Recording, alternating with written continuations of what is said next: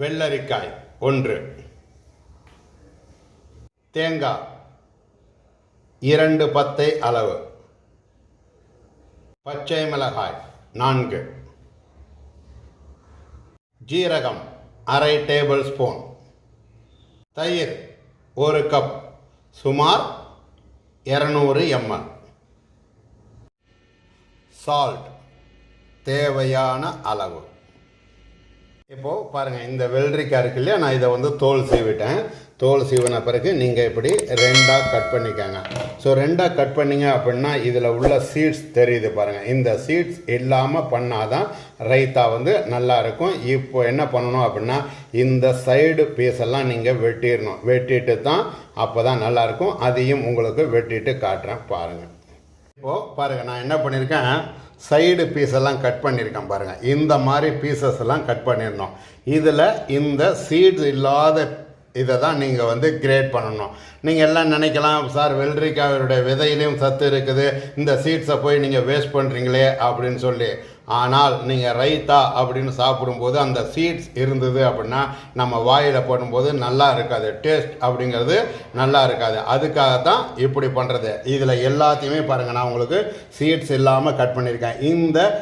இந்த நடு பீஸை நீங்கள் வேணும்னா அப்படியே நீங்கள் சாப்பிட்ணும் அப்படின்னு நினைக்கிறவங்க சாப்பிட்லாம். பட் அதில் கொஞ்சம் கூலிங் இருக்கிறதுனால நீங்கள் பாடி ஹீட்டான பாடி அவங்களாம் இதை மாதிரியும் சாப்பிட்லாம். ஸோ அதை வேஸ்ட் பண்ணாமல் நாம் சாப்பிட்டுக்கலாம். இப்போது இதை பூராத்தையும் கிரேட் பண்ணிவிட்டு எப்படி தயிர் பச்சடி பண்ணுறோம் அப்படிங்கிறதையும் பாருங்கள். இப்போது நான் தயிர் எடுத்து வச்சுருக்கேன். இந்த தயிரை நீங்கள் என்ன பண்ணணும், ஃபஸ்ட்டு ஒரு விஸ்கால் இப்படி விஸ்க் பண்ணிக்கோங்க. கொஞ்சம் அதாவது தயிரில் உள்ள திரியா தன்மையெல்லாம் போனோம் இல்லையா, அதுக்காகத்தான் இப்படி நம்ம பண்ணியிருக்கோம். அதுக்கு அடுத்தபடியாக பார்த்திங்க அப்படின்னா நாம் என்ன பண்ணணும் அப்படின்னா இதில் தேங்காய் அரவை கண்டிப்பாக போடணும். தேங்காய், ஜீரகம், பச்சை மிளகா அரவை ஒரு 2 ஸ்பூன் ஆட் பண்ணிக்கோங்க. இதை ஆட் பண்ணிவிட்டு அதுக்கு அடுத்தது வெள்ளரிக்காய்க்கு தகுந்த அளவுக்கு சால்ட்டு, ரொம்ப சால்ட் ஆட் பண்ணக்கூடாது. காரணம் என்ன அப்படின்னா வெள்ளரிக்காய் டக்குன்னு சால்ட் ஜாஸ்தி தெரிகிற மாதிரி தெரிய ஆரம்பிச்சிடும்.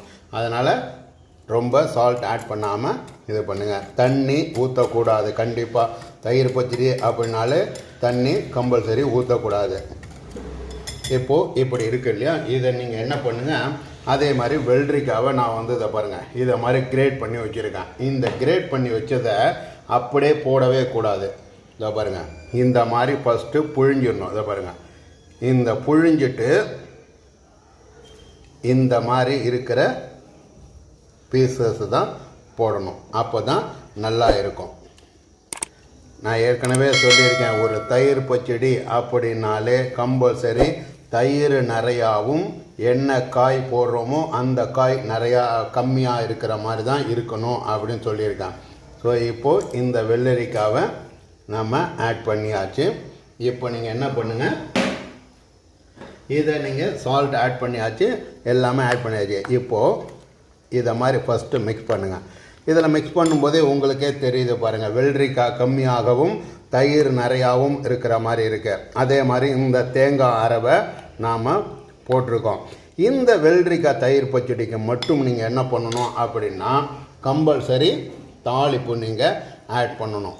ஏன்னா தாளிப்பு போட்டால் கொஞ்சம் நல்லா பார்க்க பார்வையாக இருக்க மாதிரி இருக்கும். இதே பூந்தி ரைத்தாக்கு நாம் என்ன பண்ணியிருக்கோம், ஜீரா பவுடரை ஆட் பண்ணியிருக்கோம். இந்த இதில் நான் என்ன பண்ணியிருக்கேன்னா கொஞ்சம் உளுத்தம்பருப்பு போட்டிருக்கேன். பட் பாதி பேர் உளுத்தம்பருப்பு போட மாட்டாங்க. ஸோ நான் இது இந்த உளுத்தம்பருப்போடு சேர்த்து ஆட் பண்ணியிருக்கேன்.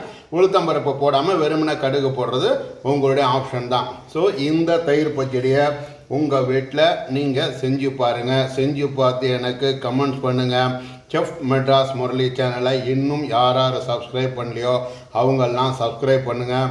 பக்கத்தில் உள்ள பெல் பட்டன் ப்ரெஸ் பண்ணுறதோடு இல்லாமல் ஆல் நோட்டிஃபிகேஷன் அப்படிங்கிறத ப்ரெஸ் பண்ணிங்க அப்படின்னா தான் நான் போடக்கூடிய வீடியோஸ் அனைத்தும் உங்களுக்கு உடனுக்குடனாக சேரும் அப்படின்னு சொல்லிட்டு இந்த நாள் இனிய நாளாக அமைய உங்களிடமிருந்து விடைபெறுவது உங்கள் செஃப் முரளிதரன். நன்றி, வணக்கம்.